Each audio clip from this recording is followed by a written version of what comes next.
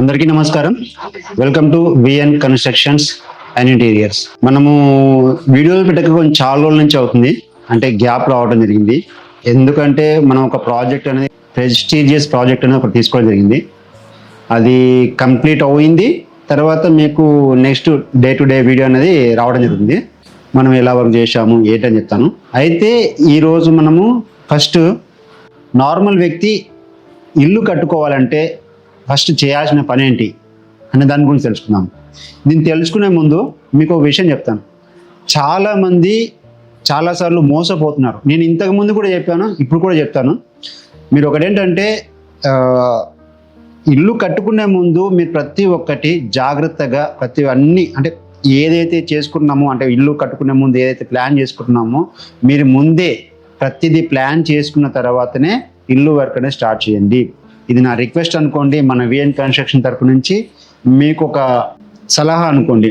అయితే ఇప్పుడు నేను చెప్పేది ఏంటంటే, ఇల్లు కట్టుకునేటప్పుడు మీరు చేయాల్సిన మొట్టమొదటి పని ఫస్ట్ ప్రాపర్గా మీ యొక్క ల్యాండ్ ఇల్లు కట్టుకోవటానికి అనుకూలంగా ఉందా లేదా. ఎందుకంటున్నానంటే ఇక్కడే 99% పీపుల్స్ అనేది ఇది మిస్ చేసి ఇల్లు కట్టుకుంటున్నారు. నేను మీ అందరికీ చెప్పేది ఒకటే, ఇల్లు కట్టుకునే ముందు ఖచ్చితంగా మీ ల్యాండ్ ఇల్లు కట్టుకోవటానికి అనుకూలంగా ఉందా లేదా అనేది ఫస్ట్ తెలుసుకోండి. ఒకటి, ఇక్కడ ఏదైతే సాయిల్ బేరింగ్ కెపాసిటీ అంటే ఎస్బిసి టెస్టింగ్ అనేది చేసుకోకుండా 99% పీపుల్ అనేది ఇల్లు కట్టుకున్నారు.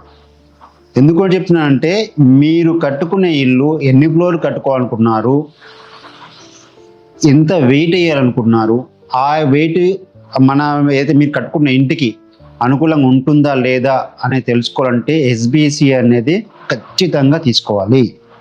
ఇది తీసుకున్న తర్వాత పర్మిషన్కి వెళ్ళండి. అరే ఇదేంటి మీరు ఫస్ట్ పర్మిషన్కి వెళ్ళాలి అంటున్నారు, ఫస్ట్ పర్మిషన్ కదా తీసుకోవాల్సింది, ఆ తర్వాత కదా ఎస్బిసి చేయాల్సింది అంటారు.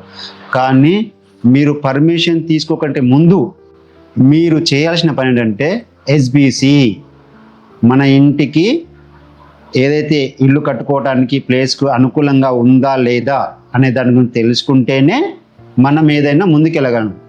పర్మిషన్ తీసుకున్న తర్వాత ఎస్బిసి అనేది కొంచెం తీసుకోవచ్చు, కానీ ఫస్ట్ ఎస్బిసి తీసుకున్న తర్వాతనే చేసుకోండి.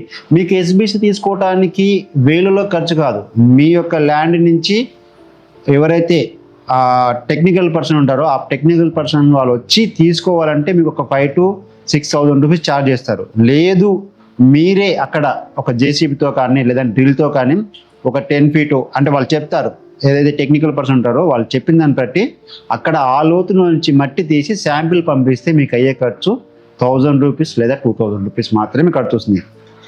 ఈ 1,000-2,000 రూపీస్ అనేది మీరు ఫస్ట్ పెట్టుకుంటే మీ ఇల్లు అనేది ఎంత స్ట్రెంగ్త్తో తయారు చేసుకోవచ్చు, అక్కడ ఏం వీక్నెస్తో ఉంది, అంటే సాయిల్లో ఏం ప్రాబ్లమ్స్ ఉన్నాయి అనేది ఎవ్రీథింగ్ ప్రతిదీ డీటెయిల్గా మనకు తెలిసిపోతుంది.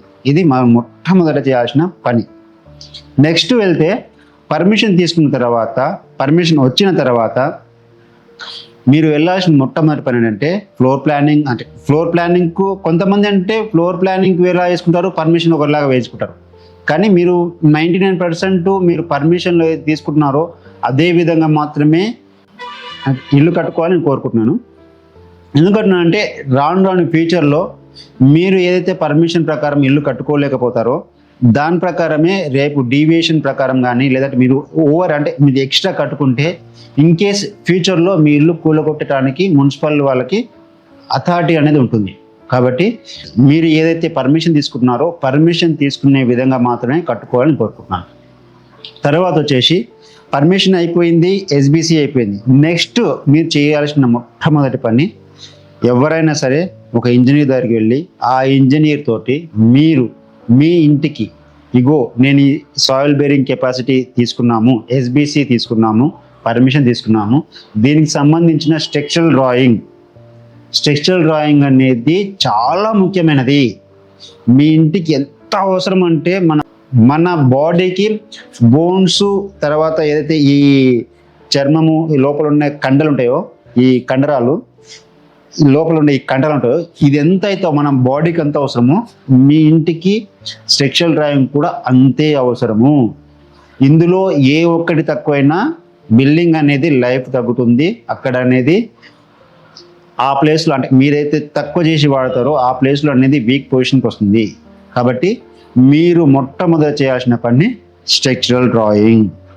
ఇప్పుడు స్ట్రక్చరల్ డ్రాయింగ్ తీసుకున్న తర్వాత మీరు చేయాల్సిన ఇంకొక పని ఏంటంటే, ఎవరైతే కాంట్రాక్టర్, మీ ఇల్లు కట్టుకునే కాంట్రాక్టర్, ఆ కాంట్రాక్టర్కి అనుభవం ఉందా లేదా, ఏదైతే ఇంజనీర్ ఇచ్చారో ఆ ఇంజనీర్ ప్రకారం డ్రాయింగ్ చేస్తున్నాడా లేదా, చేస్తాడా లేదా అనే దాని గురించి తెలుసుకోండి. మీకు ఇంకొక విషయం చెప్తాను, మీరు ఇల్లు కట్టుకోవాలనుకుంటే మీరు ఇంజనీర్తోనే ఇల్లు కట్టించుకుంటే మీకు 99% అది 100% మీ ఇల్లు అనేది సేఫ్, సెక్యూర్గా, క్వాలిటీగా ఉంటుంది. లేదు ఇంజనీరు మాకు దూరంలో ఉన్నాడు, చూసుకోవడానికి దూరం అవుతుంది అనుకుంటే మీకు నియర్ బై ఎవరైతే బిల్డర్ అంటే మంచి కట్టే బిల్డర్ ఉంటున్నాో ఆ బిల్డర్తో కట్టించుకోండి. ఆ బిల్డర్తో కట్టించుకునేటప్పుడు కూడా ఇంజనీర్ని అనేది విజిట్ చేయించుకోండి సైట్కి. ఆ తర్వాత వచ్చేసి పర్ఫెక్ట్గా బిల్డర్ని మాట్లాడుకున్న తర్వాత మెటీరియల్, ఇక్కడ చూడండి మెటీరియల్ ఏదైతే స్ట్రక్చరల్ ఇంజనీర్ ఇచ్చిన డ్రాయింగ్ ఉందో ఆ దాని ప్రకారము బిల్డర్ లేదా ఇంజనీర్ పర్ఫెక్ట్గా క్యాల్కులేషన్ చేసి మీకు బడ్జెట్ ఇవ్వాలి. మీ ఇంటికి ముందే బడ్జెట్ ఇవ్వాలి. ఎందుకు చెప్తున్నానంటే చాలామంది చాలా వరకు ముందు వర్క్ మాట్లాడుకుంటారు, పని మాట్లాడుకున్న తర్వాత అంటే సపోజ్ మార్కెట్లో ఒక 2000 రూపీస్ అన్నో 1900 రూపీస్ అన్నో 1800 రూపీస్ అన్నో మాట్లాడుకుంటారు. ప్రాక్టికల్గా మన సైట్లోకి వచ్చే వరకు మీకు బడ్జెట్ అనేది పెరిగిపోతుంది. ఇది అందరూ 99% పీపుల్స్ ఇది ఫేస్ చేసిండ్రు. ఎందుకంటున్నా అంటే నేను ఆల్రెడీ చూసినాను. నేను అనుభవం నా దగ్గరకు వచ్చిన వాళ్ళు ఉన్నారు, నాతో చేయించుకున్న వాళ్ళు ఉన్నారు, అందరు ఉన్నారు కాబట్టి చెప్తున్నాను. రీసెంట్గా నా దగ్గరకు వచ్చిన కస్టమర్ కూడా ఇలా ఫేస్ చేశారు కూడా నేను చెప్తున్నాను. కాబట్టి మీరు ఖచ్చితంగా ఇవన్నీ పాటించాలి. నెక్స్ట్ ఏం చేయాలనేది నెక్స్ట్ వీడియోలో చెప్తాను. మన ఛానల్ని సబ్స్క్రైబ్ చేసుకోండి, మన వీడియోని లైక్ చేయండి. మీకు ఇలాంటి ఇన్ఫర్మేషన్ రెగ్యులర్గా ఇస్తాను. Thank you. జై హింద్.